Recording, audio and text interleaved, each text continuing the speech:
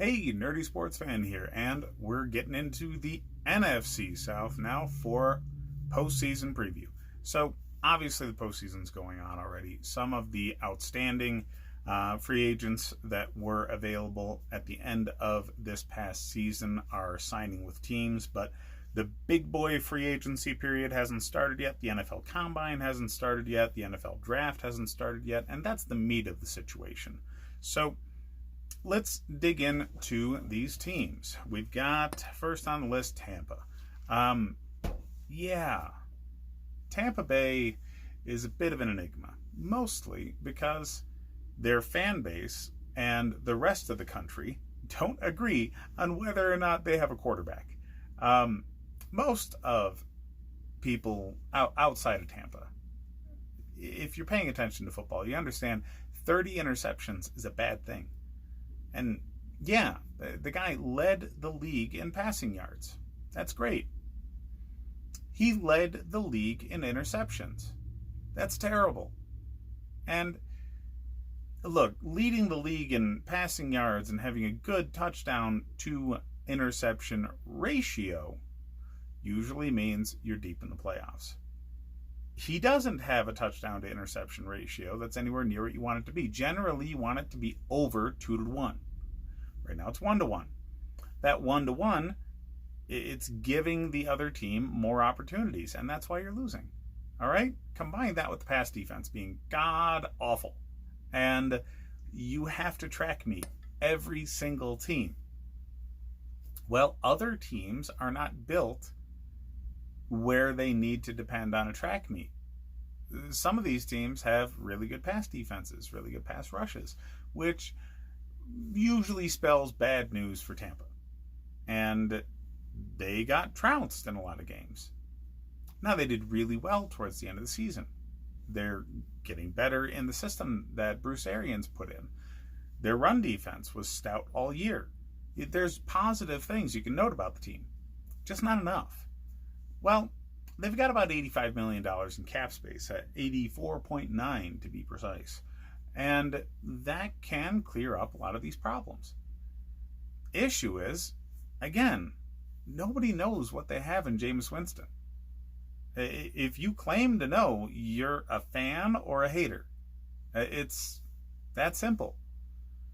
Winston has all the physical tools.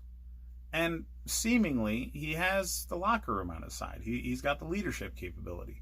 Personally, I have never really liked the guy, mostly because of what happened in college for him. But he's in the league, and the other players seem to like him. So, yeah, leadership capabilities there. Physical tools are there. Decision-making's pretty poor. I mean, you cannot deny that. 30 interceptions. Decision-making's poor. He's got the best receiving core in the league. Okay? Nobody else has a 1-2 punch at wide receiver like he does. So, considering that and two, not one, but two highly capable pass-catching tight ends, he's got a lot to work with. So, how much of those passing yards and passing touchdowns were a function of having the best receiving core in the league, and how much of it was Winston? And that's the delineation that you have to find. That's what Bruce Arians has to figure out. And personally, considering Bruce has been there, done that with a number of quarterbacks, I don't necessarily think he's going to be tied to Winston. And considering it's his second season with the team, he may want to create in his own image. And by that I mean draft his own quarterback. Now, considering you have Winston, that doesn't necessarily mean you have to draft one early. Could be late first, early second, like a lot of teams have gone. Lamar Jackson, Andy Dalton, to name a couple of starting quarterbacks that have gone in that range. Maybe even later. But that's the direction I tend to lean in. Coaches want their own guy. And unless the guy that they step in to coach is a future Hall of Famer. Like Aaron Rodgers, for instance. That guy ain't going anywhere. Not until he walks out the door of his own accord. So yeah, young coach, not going to do anything there. Old coach, knows a thing or two, been there, done that kind of guy, walks into a situation where you're not really sure what you have at quarterback. Yeah, I'm leaning towards he's going to want his own guy.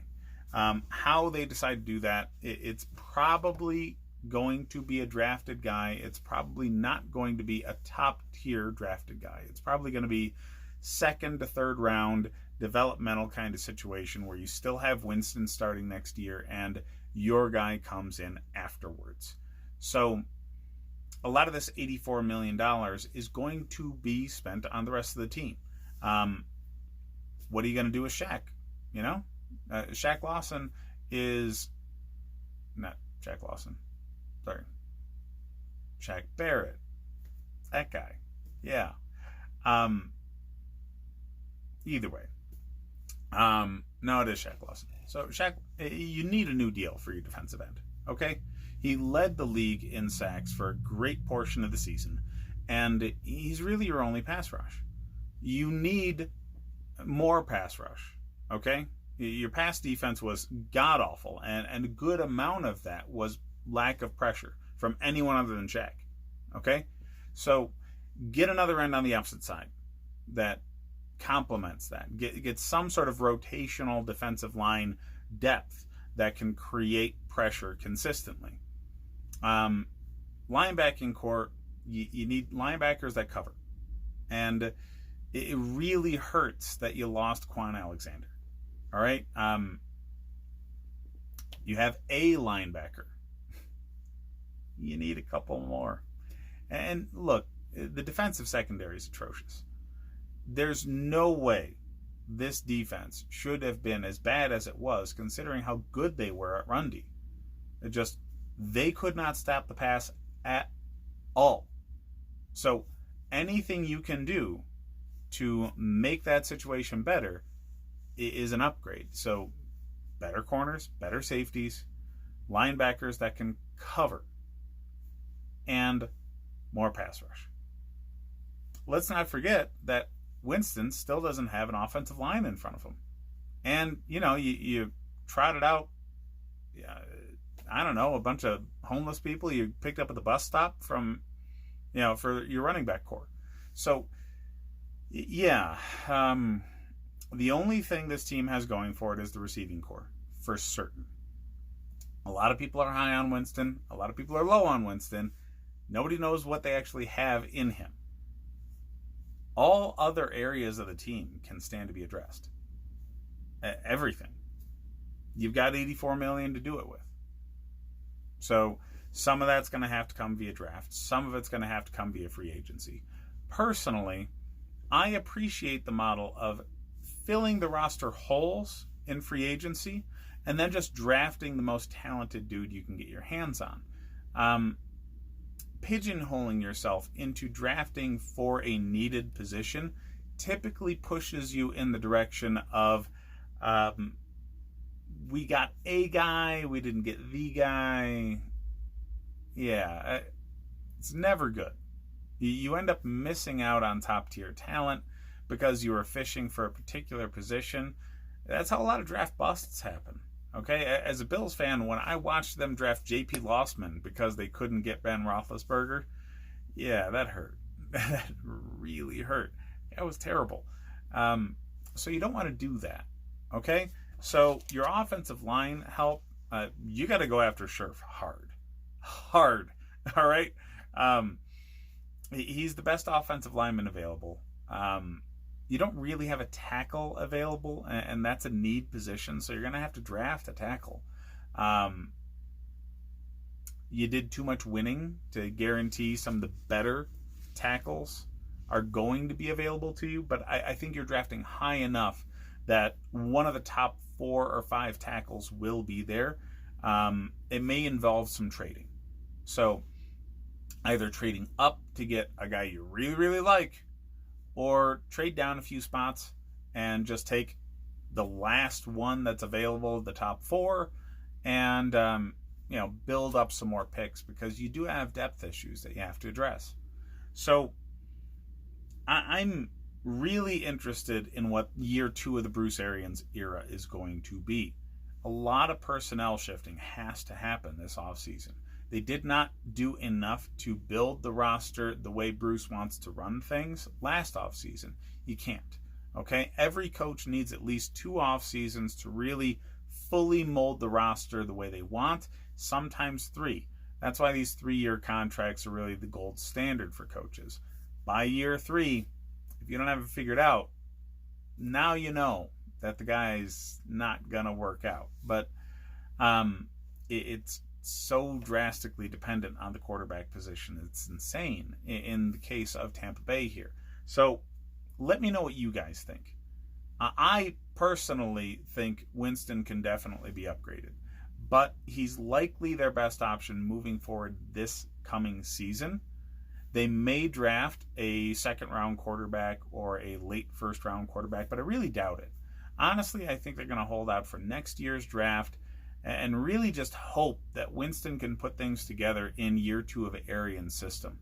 Carson Palmer has already gone out there saying, hey, year 2 in this system is going to be a big leap forward for Jameis. Maybe it is, all right?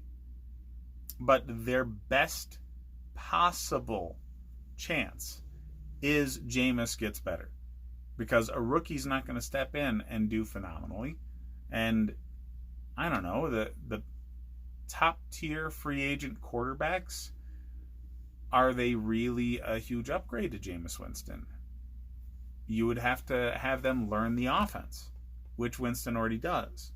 Know that. So it's dicey. If like Teddy Bridgewater comes knocking on the door, who's the better option? That's such a strange decision to make. I really doubt they're going to go the free agent route either. So, rolling with Winston, trying to fix the defensive secondary and fix the offensive line, get a running back that's the guy. Yeah, this team could be dangerous. But that's a really tough task. There's a lot of things that are going to have to break right for Tampa to be a competitive team in this division, especially considering Drew Brees came back. So, again, let me know what you guys think. What do you think should be done with Jameis Winston? What's your top targets to fix this team? Because offensive line, defensive secondary are, needs 1 and 2, I'm sure, on almost everybody's list. Where do you think they should go? I, again, personally think they should address all needs in free agency and then just draft the best guy they can get their hands on. That's how the best teams develop for the long term, but who knows if they think they can afford to do that. Hit me up in the comments with what you guys think. Like and subscribe if you enjoy the content. I'll be producing more videos as free agency goes on for every team, as well as pre-draft and post-draft coverage for every team. So hit up the rest of them if you're interested in other teams as well. Thanks, guys.